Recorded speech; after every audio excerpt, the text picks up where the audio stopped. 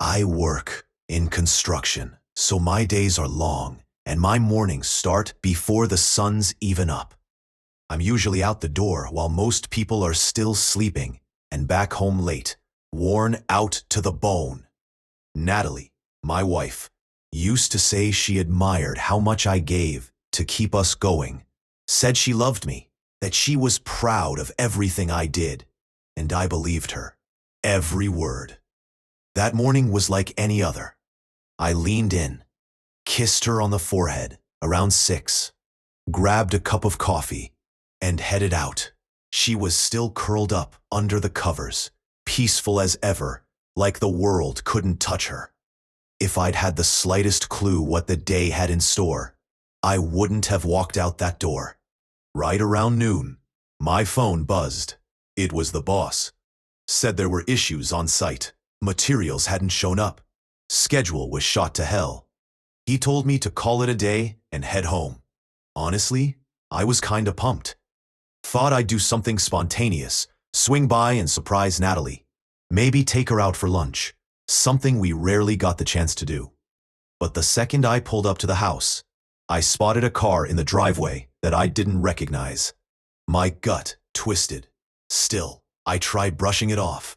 Could be someone visiting the neighbors, maybe a package drop-off, anything. But something about it just didn't sit right. At the door, I paused. I can't explain it. Some weird sense of hesitation, like a warning siren going off in the back of my mind. My hand was clammy as I reached for the handle. I turned it slowly, heart beginning to hammer. And then I heard it. Laughter. A soft laugh, followed by murmurs. And then, clear as day, a man's voice. My pulse kicked up, thudding in my ears. I moved carefully, each step heavier than the last. The voices were coming from the bedroom. Our bedroom. My legs felt like they were made of concrete as I moved down the hallway. Every step felt heavier than the last, my stomach twisting tighter with each one. Then I saw it. The door, slightly open, just enough to catch a glimpse inside. And there she was, Natalie, my wife, the woman who once swore she'd stand by me through everything. She was tangled up with some other guy, like I didn't even exist. Her hands moved over him in that slow, familiar way. The way she used to touch me when we still had something real. Their bodies were wrapped around each other, lost in their own little world, like nothing else mattered. For a second, it was like my mind short-circuited. I just froze. It didn't feel real. I felt like I was outside myself, watching it all unfold in some nightmare that didn't belong to me.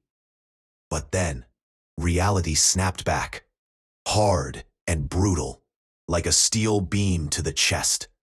My fists clenched on instinct. My jaw locked tight. I could feel my heartbeat pounding in my neck, deafening and relentless. Still, I didn't storm in. Instead, I pulled out my phone, hit record, and captured a few seconds. That's all I needed. Just enough to make it undeniable. Then I turned around and walked out, dragging in a deep breath so I wouldn't explode right then and there. Back at the car, I dropped into the seat behind the wheel, hands shaking.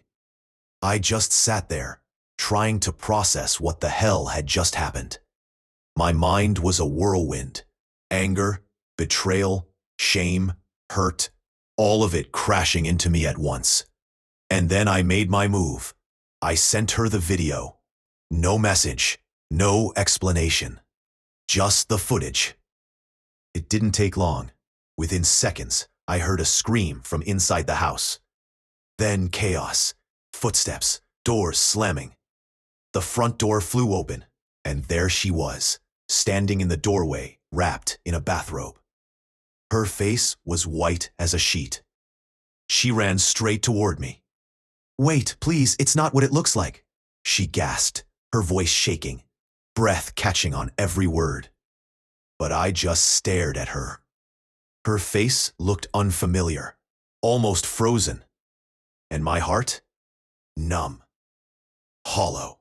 Whatever I used to feel, it was gone. I knew exactly what it was. She reached out, tried to grab my arm, but I stepped back. No way. Not anymore. Behind her stood that guy. Just some random stranger to me. Bare-chested, awkward, like he wanted the earth to swallow him whole. Good. He should. "Don't you get it?" she cried, eyes brimming with tears. I got it. I got it loud and clear. I climbed into the car, turned the key, and pulled away without saying a word. My phone lit up with her name again and again, but I didn't pick up. Couldn't.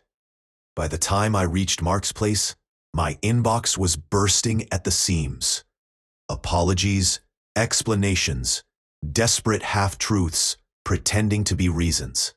But I didn't respond. Not one word. Because somewhere in all that mess, something clicked for me.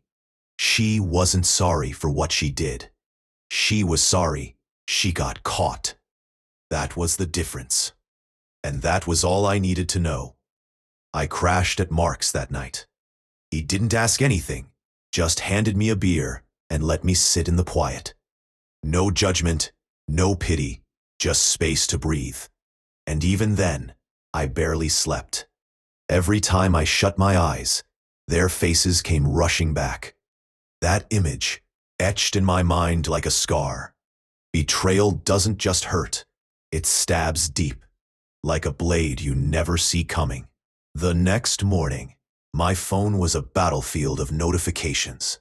Message after message, some full of apologies, others trying to explain the unexplainable. And then, the flood turned desperate. She was begging me to talk, asking for just a chance to explain. But I didn't need her explanations. What I needed, what I craved, was silence, peace. So I sent her a single message. "I'll have someone come by to get my things. No lecture, no drama, just that." And the second I hit send, something inside me loosened, like a weight had finally slid off my chest. I wasn't going to argue with someone who'd already made her choice. I stayed with Mark for a few more days, ignored every call, let the phone ring out, over and over. Some of the missed calls were from mutual friends too, probably caught in the fallout, unsure of what to believe. I didn't owe anyone a response. Turned out, she'd already started spinning her side of the story. Said it was a mistake, that it didn't mean anything, that she wasn't thinking clearly. But the thing is, videos don't lie. And I made sure the truth got out, quietly. No theatrics. By the end of the week, her family knew. Our friends knew. The image she tried to paint fell apart under the weight of the facts. I didn't scream. I didn't cry. I didn't throw things or stage some movie scene meltdown. I just left. And honestly, that was the sweetest revenge I could have ever asked for.